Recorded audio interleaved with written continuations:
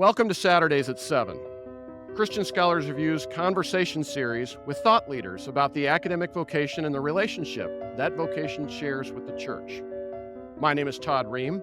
I have the privilege of serving as the publisher for Christian Scholars Review and as the host for Saturdays at 7. I also have the privilege of serving on the faculty and the administration at Indiana Wesleyan University.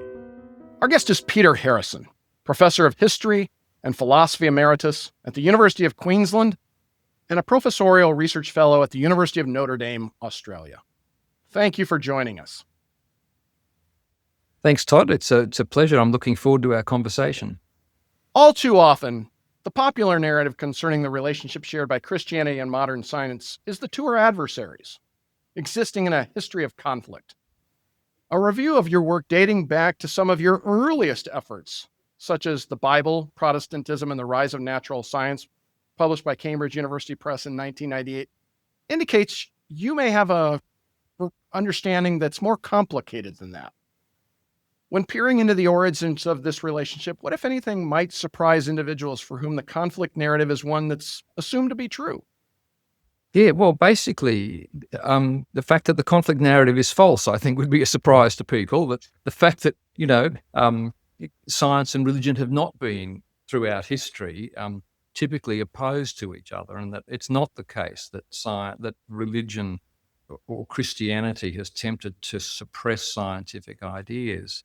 I think, more specifically, if people give consideration to the fact that the key figures in the development of modern science from the 17th to the 19th centuries were, for the most part, committed religious believers, then even if we take that premise, we have to either think that they are somehow engaged in cognitive dissonance or somehow separating out in their own minds their religious commitments from their science. And studying their biography shows that that's not the case. So what we know that is historical figures, for the most part, didn't have a problem with the relations between their beliefs and science. I think one reason people that tend to buy into the conflict myth is that there are, emblematic historical instances of what looked like conflict, and Galileo would be an instance, and Darwin would be another. And I think all I'd say in the Galileo case is that once you look at the history closely, it emerges that that's not really a conflict between science and religion at all, but it's really a case of competing scientific claims that the church unwisely perhaps took a particular side on. And the Darwin affair, I think, again, what we tend to do is we tend to read back modern controversies back into the history, so that we do have religiously motivated opposition to Darwinism and evolutionary theory. That is a fact. So we do actually have instances of conflict in the present, but I think it's a mistake to project those back onto the past. And probably one last thing I'd say on that point is that if we look at what the scientific actors themselves argued, they in fact, not merely was religion not in conflict with their scientific pursuits, but in fact their religious beliefs supported them, motivated them. In fact, there's aspects of a positive connection between science and religion. So I think all of those things some people would find surprising. Thank you. In terms of those contributions then, would you provide some examples perhaps of Protestant as well as, say, Catholic figures who made those contributions? As you noted, I've written about the connections between Protestantism and science. And I should probably clarify, my argument is not that Protestantism uniquely contributed to scientific development in a way that Catholicism didn't.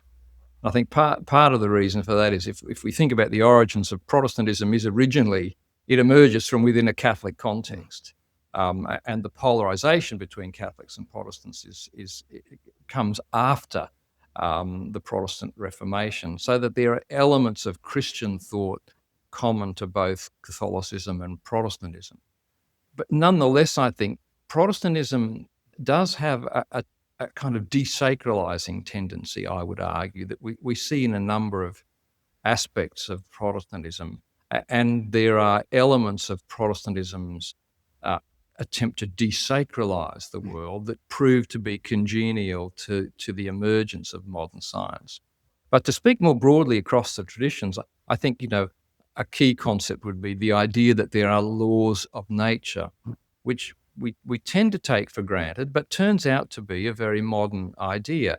And it's not the case that people didn't think there were regularities in the natural world, but the idea that these regularities could be understood as laws is a 17th century idea. It coincides with the scientific revolution, and in its original conception, laws of nature were divine edicts that God had imposed on the natural order.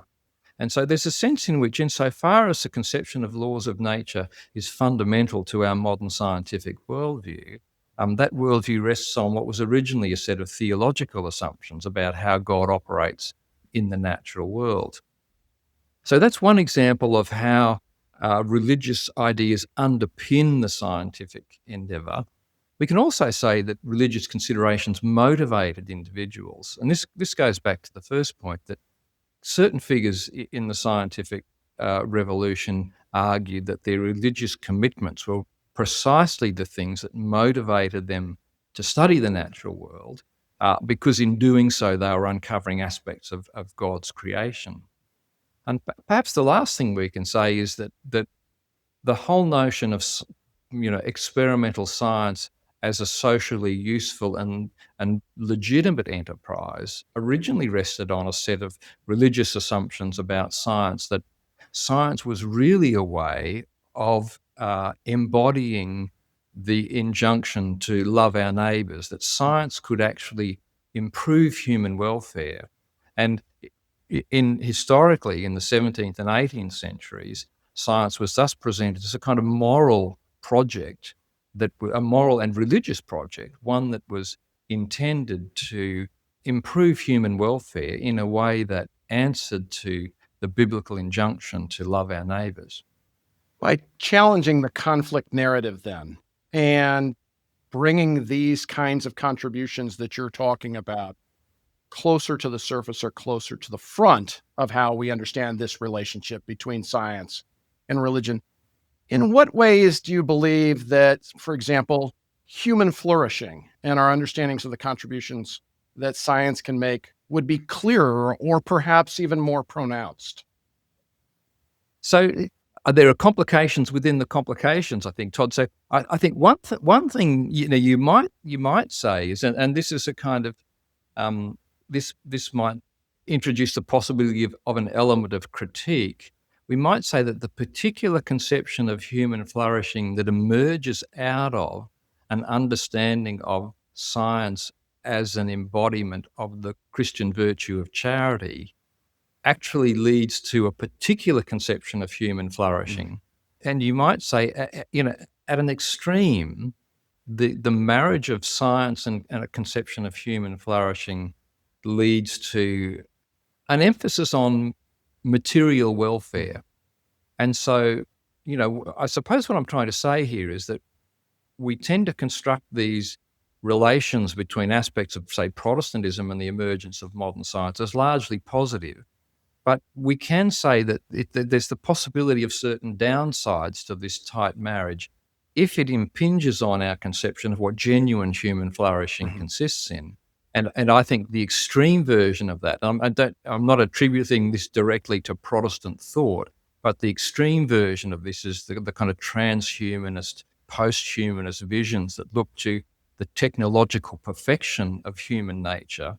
And I think that kind of scientific understanding of what human flourishing consists in turns out ultimately to be at odds with a robust Christian conception. And so the historical trajectory can actually move us in a certain direction. And we take for granted, I think, that material flourishing is really what it's about. Whereas if we were to stand back and think more deeply about it, we would also be worried about, or more concerned about, whether material flourishing has kind of displaced our conception of a more robust, deeper understanding of, you might say, the spiritual dimension of human nature. And thus challenge the ways that materialism has come to captivate at least the ways we think about or orient modern science. Exactly, because I think there's a tendency to think that modern science underpins a kind of reductionistic, materialistic approach to the world. And I don't think that's necessarily the case. And interestingly, I think developments within the sciences themselves point to that. But nonetheless, I think at a very general level, there's often an association between a kind of materialistic reductionism and modern science, as if modern science makes that approach inevitable. And I don't think it does. Thank you. I want to ask you a couple of details now, a couple of questions about your own vocation as a scholar and how it developed. You earned a Bachelor of Science and a Bachelor of Arts from the University of Queensland. You earned a master's from Yale University and then returned to Australia to earn a PhD at Queensland. Would you begin by describing how your interdisciplinary arrangement of interests emerged over the course of your years as an undergraduate student and then also as a graduate student? I mean, I'd like to say there was a deep plan to all of this, Todd, but there are a lot of just blundering around in the dark. But look, I'd always been interested in both scientific questions and in the broader questions of the humanities. When I was in secondary school, and I'm not sure whether this is still the case, the idea was that the smart kids did science, and the less gifted did the humanities. And I think that's deeply unfortunate, but I was encouraged as a consequence of that. And I'm not saying I was a particularly bright secondary school student, but I was nonetheless encouraged to pursue science. And I really enjoyed it. I very much enjoyed my undergraduate education in the sciences. And then I taught science in secondary schools in Australia for several years. I was a high school science teacher. But I had always been interested in historical, philosophical, and religious questions, particularly in relation to science, and that's what motivated me to go back to study religious studies, in essence. And that took me then back to the University of Queensland. That took me to Yale for a master's there in religious studies, and then back to UQ for a PhD. It was essentially in history.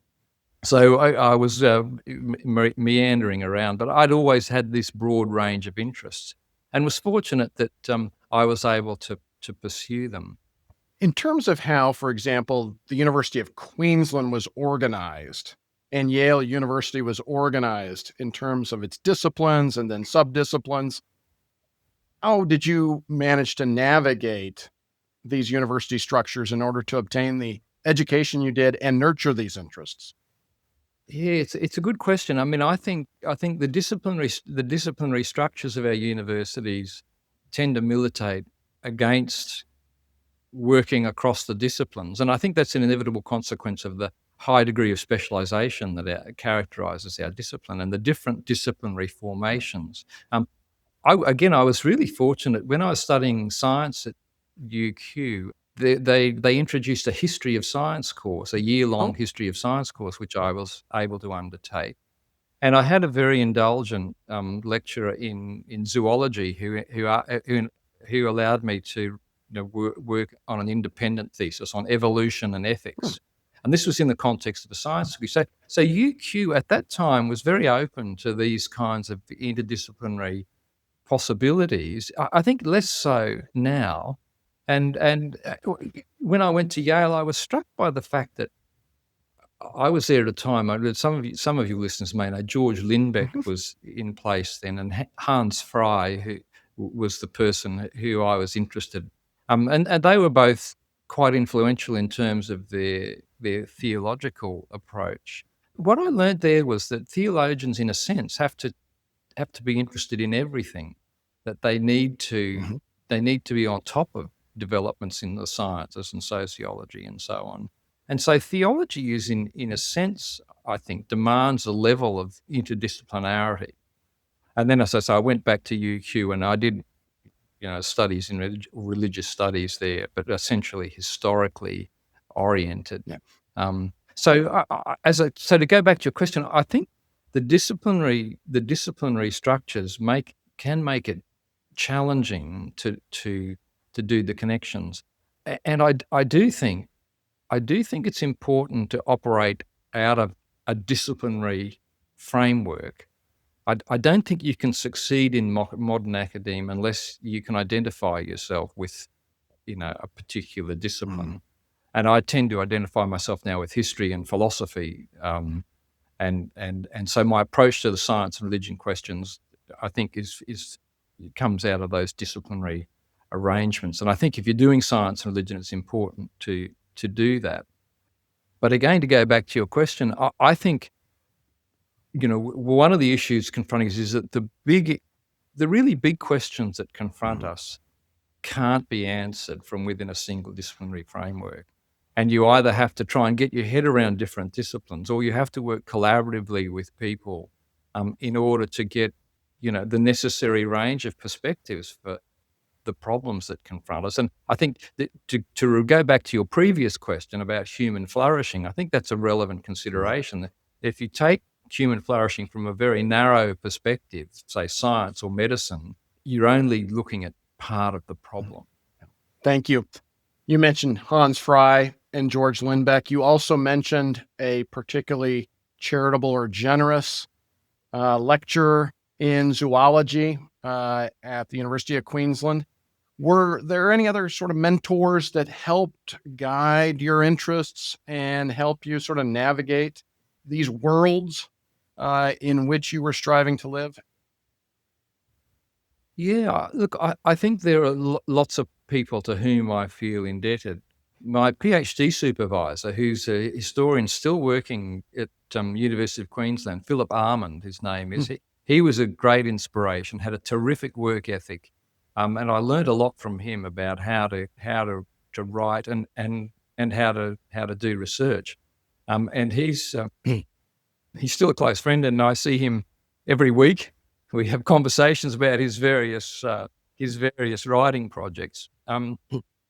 But I've also been inspired by people who I've read, and if you've read my own work, people like Alasdair MacIntyre, I greatly admire his work and the way he approaches things. And very interestingly, early on, MacIntyre, again, as you listeners probably know, his most famous book is After Virtue, which I think revolutionized how we think about morality these days. But interestingly, MacIntyre, going back, had a range of interests, including the philosophy of science, which I think was quite influential on how he came up with his ideas. So, and I mean, Charles Taylor would be another person. And it's not that I am wholly 100% on board with the ideas of these thinkers, but their comprehensive approach, their willingness to tackle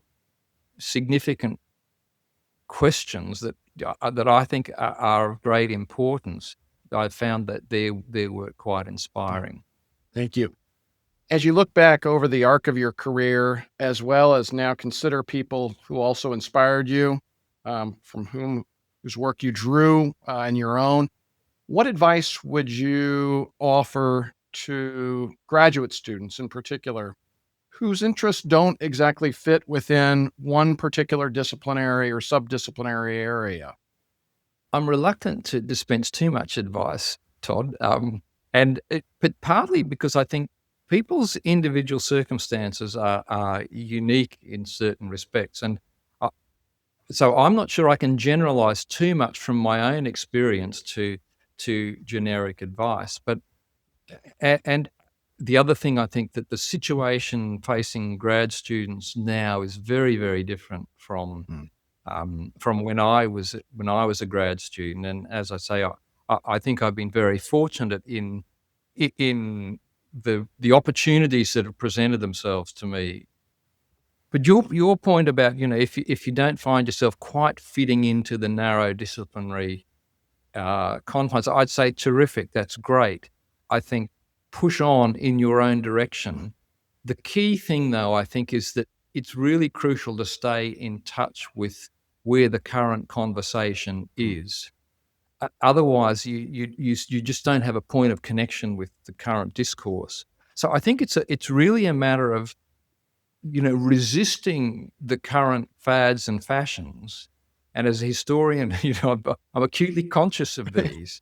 And it can be quite hard to know what's a fad and a fashion, and what's an enduring significant change to the discipline. And that requires, I think, a degree of discernment.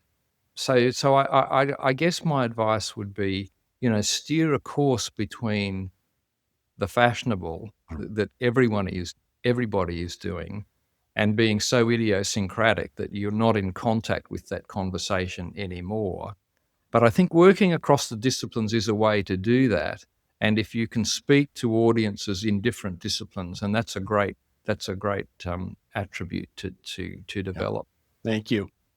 In terms of those opportunities that you experienced, your career includes service on the faculties of Bond University, the University of Oxford, and then at Queensland. While at Oxford, you served as the Andreas Idrios Professor of Science and Religion and Director of the Ian Ramsay Centre and a Fellow of Harris Manchester College. At Queensland, you served as Director of the Centre for the History of European Discourses and then Director of the Institute for Advanced Studies in the Humanities. You now, of course, as I mentioned at the outset of our conversation, serve as a Professorial Research Fellow with the University of Notre Dame, Australia. As you look back over the career, what discernment process led you to embrace certain opportunities, perhaps in comparison to others? Discernment is perhaps too sophisticated a term, Todd. I do think there was a degree of discernment. I think there was also a degree of providential provision as well. So I think discernment is tricky. I think some opportunities that present themselves are in a sense obvious. And I think so. If you're offered a named chair at Oxford, I won't say that's a lay down misere that you just accept, but that's an opportunity that I think you tend to grasp with both hands, right? But by the same token, I did choose to leave that and to come back to Australia, and I think that process required a degree of discernment, and that was partly about family circumstances. And I think, part of our understanding of vocation, I think it's important that we don't construct our conceptions of vocation narrowly in terms of what the expectations of a profession tend to dish up, because I think it's broader than that. I think you can do good work wherever you are, really. And I was able to do good work, I think, at this fairly obscure private university, Bond University. Many, many more opportunities at Oxford, but in a sense, the opportunities and the rich environment there can also lead to a diffusion of focus.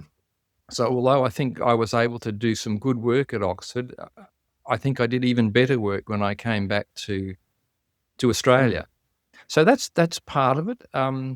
I think the other thing, you mentioned my service roles. I was a kind of reluctant administrator, I have to say. It's not something that I aspired to, but I do think that these service and administrative roles are crucial, not least because they're often done badly. And I think it's important that academics take them up if they have the opportunity. And again, particularly back, I think, in the Australian context, where I had quite significant administrative roles, I found it enormously rewarding, even though it took time away from what I otherwise think is my primary goal of doing research and writing and so on. But I found it working with particularly postdoctoral and doctoral students, I found it very enriching for my own work and very, very positive. And I think being able to create an environment where other academics can flourish is a really important part. If we go back to that vocational question, it's an important part of a vocation of a senior researcher, I think. Yeah. Thank you. You're the author or editor of 12 books, beginning with Religion and the Religions in the English Enlightenment, published by Cambridge University Press in 1990. When you look back over the arc of the work that you have produced over the course of your career, In what ways do you see the questions that you were asking perhaps build one to the next, or provide and yield questions that then needed to be answered in subsequent efforts? I think looking back, it does look as if there was a bit of a plan. In retrospect, I can say that. I mean, in prospect, looking forward, no, it was I won't say quite the drunken walk, but it was, it was far less planned. I mean, I think, one to go, and this takes us back to your original question about the interdisciplinary side of things. One thing I noticed about the history of science was that given that all of these individuals historically, so and I'm speaking, say, 17th, 18th century, they were embedded in a deeply religious culture. They had deeply felt religious commitments. And yet people doing the history of science were, for the most part, innocent of knowledge of the theological understandings that, going back in time, just would have been universal and commonplace.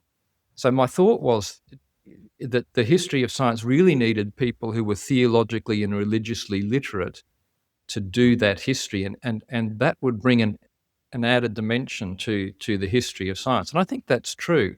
Now, having said that, this is not to be critical of my colleagues in the discipline of history of science, who I think are probably more than any other group of historians very acutely attuned to the kind of the non-scientific aspects that feed into, and very, very open to the possibility of the role of religion in shaping how science develops. But even with that willingness, it requires a certain degree of theological literacy, I think, to get into the heads of the historical actors. And I think that was one thing that I was able to bring to the discipline. Yeah.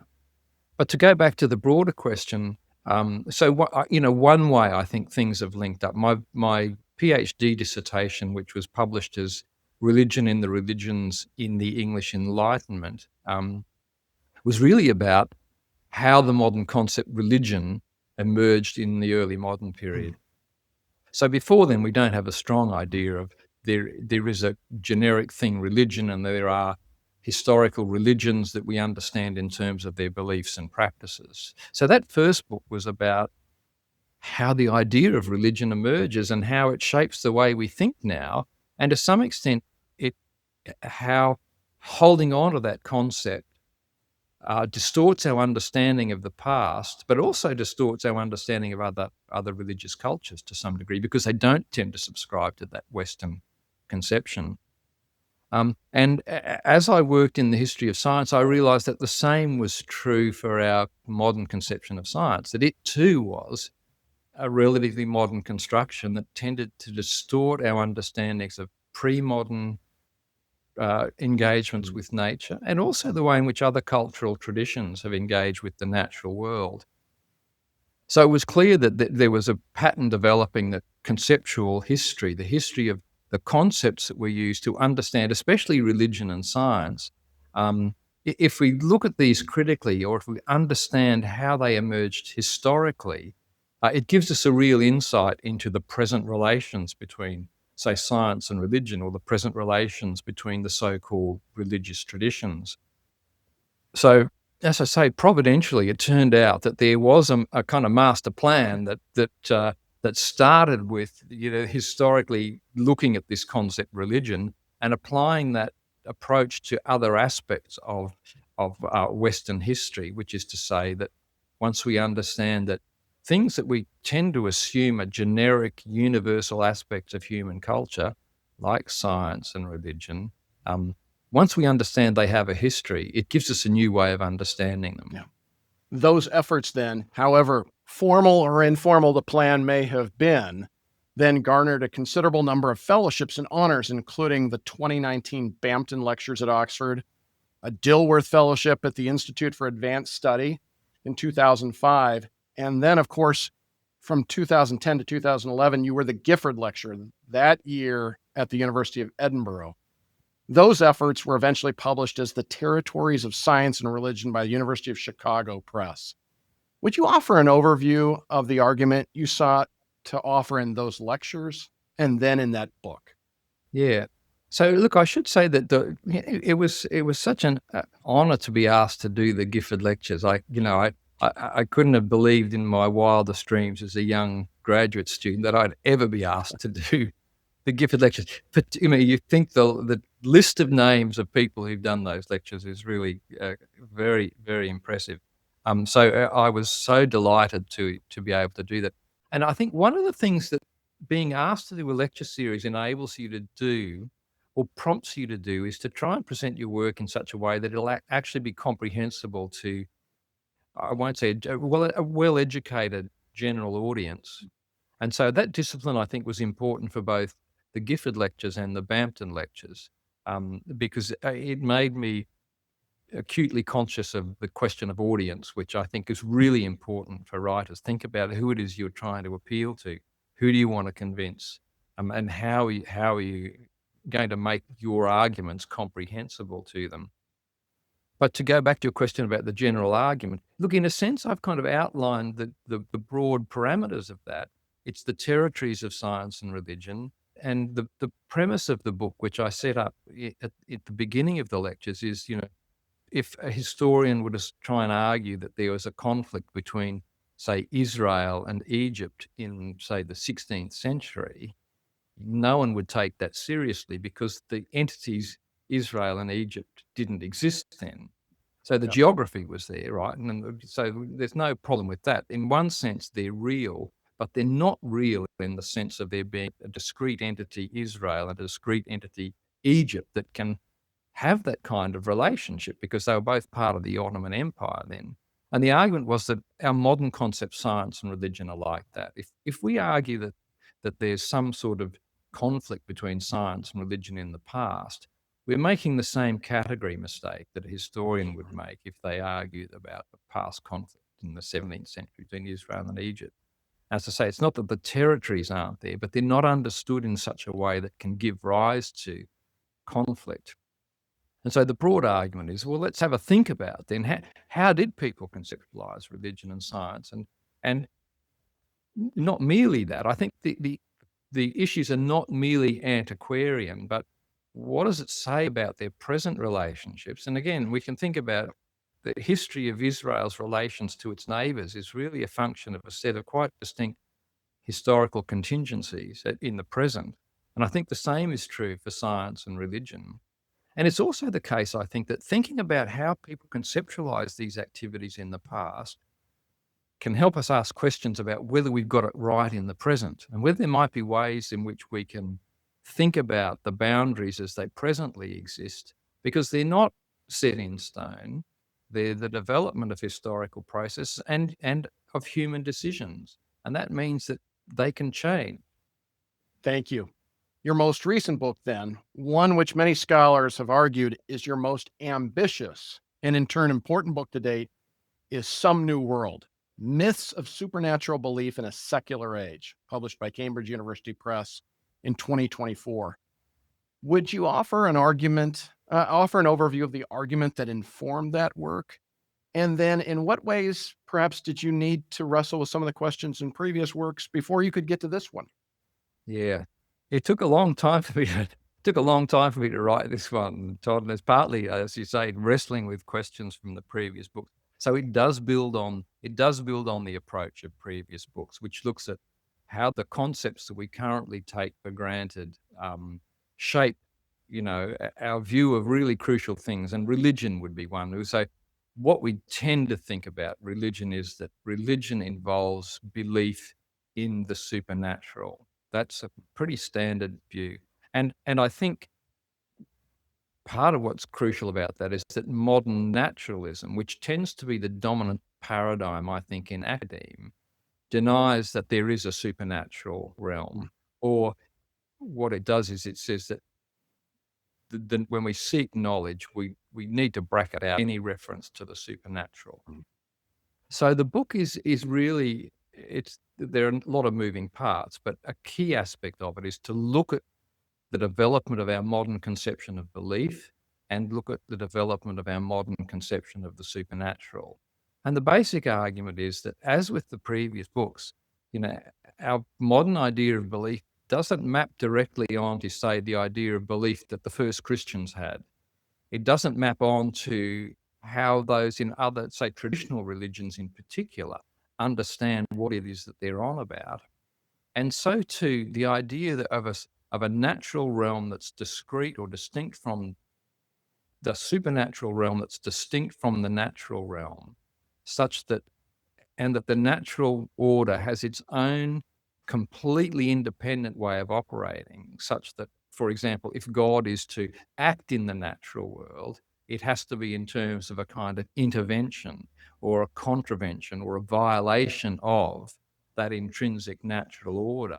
That's a very recent understanding of that divide.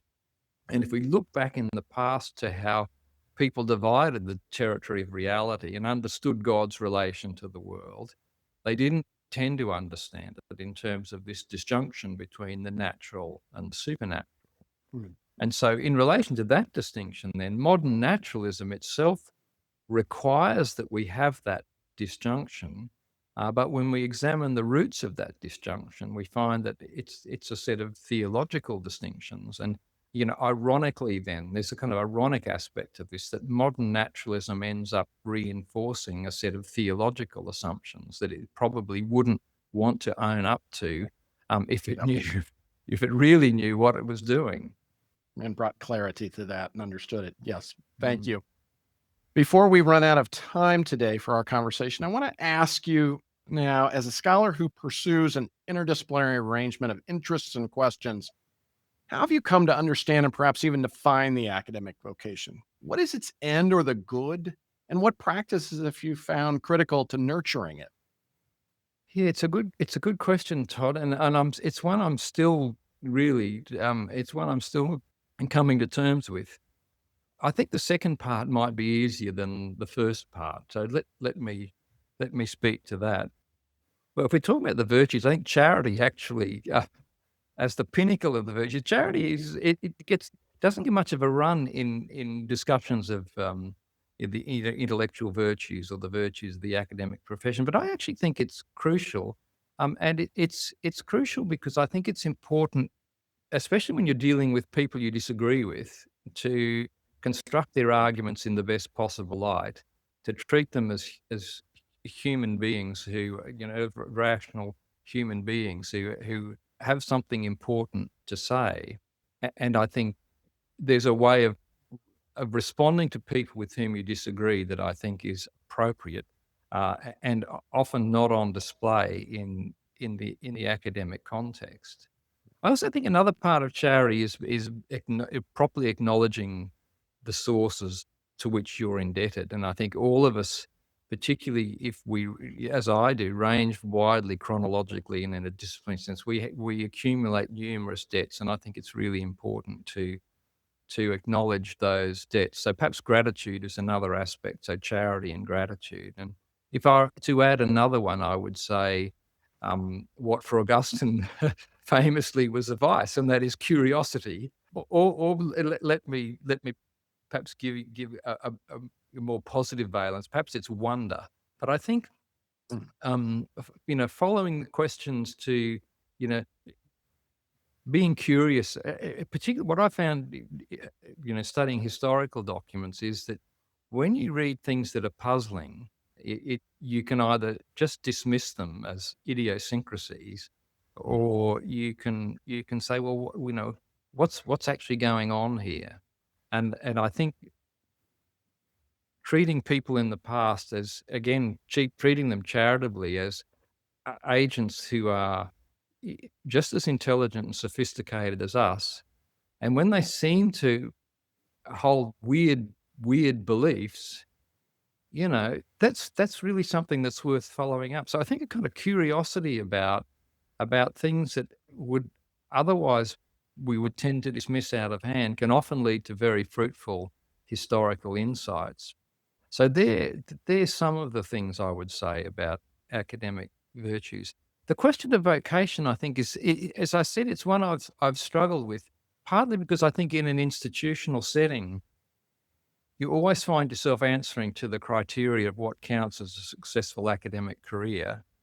And I don't think you can survive in academe unless you do that. If you're completely otherworldly, you will find it very difficult to make your way. So I think it's really a question of attempting to hold true to a broader conception of vocation, and finding where that overlaps with the sorts of demands that are placed on you, particularly in secular institutions, which I've tended to work in for most of the time, where there's no conception of a religious vocation that enters into the picture. So, when I said to you, I'm still kind of navigating that, I think that's quite difficult to do, because there are certain conceptions of the academic office and what the office entails and requires of you in terms of its formal requirements, and marrying that up to a broader conception of the vocation. It's really a matter of finding the areas of overlap and attempting to work within where the circles of the Venn diagram intersect. Thank you. For our last question today, I want to ask you about the relationship that scholars share with the church, and the church shares with them, particularly scholars who invest in interdisciplinary pursuits. In what ways can the church be more supportive of them moving forward, but also in what ways can they be more supportive of the church? Good question, Todd. And it partly, I think, goes back to the previous question that the spheres of the church and of academe, certainly in secular institutions, there's very little overlap. I would say at a base level, what the church can provide is a nourishing environment that enables spiritual growth for individuals, whatever their profession, and so that's a kind of generic answer. But I think it's because we live in a secular, for the most part, secular disenchanted world with, and I think, Max Weber was right to describe it in these two, that highly specialized and professionalized, it's very difficult to line those things up with an ecclesiastical framework. So I think your question is a real challenge. And as to what can scholars contribute to the church? I think because the church is marginalized, again, speaking in my own context, extremely marginal in Western secular modernity, I think what scholars can do is to help show that what the church represents is not just a kind of ignorant holdout from a kind of medieval past, that there is an intellectual respectability to what the church represents. I think the Catholic Church does this better than others because it's got, if you think about, you think about a present Pope, for example, who I think, emulates this degree of intellectual sophistication with religious commitment.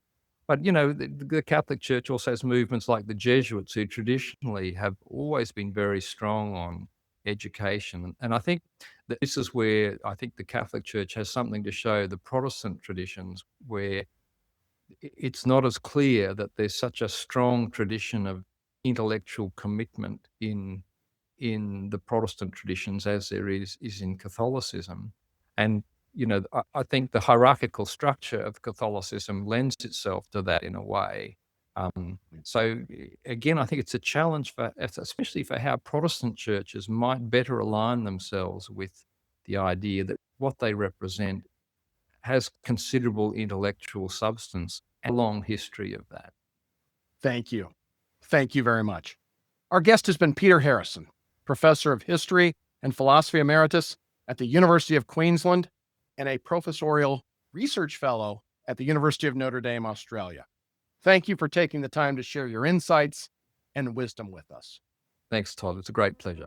Thank you for joining us for Saturdays at 7. Christian Scholars Review's conversation series with thought leaders about the academic vocation and the relationship that vocation shares with the church. We invite you to join us again next week for Saturdays at 7.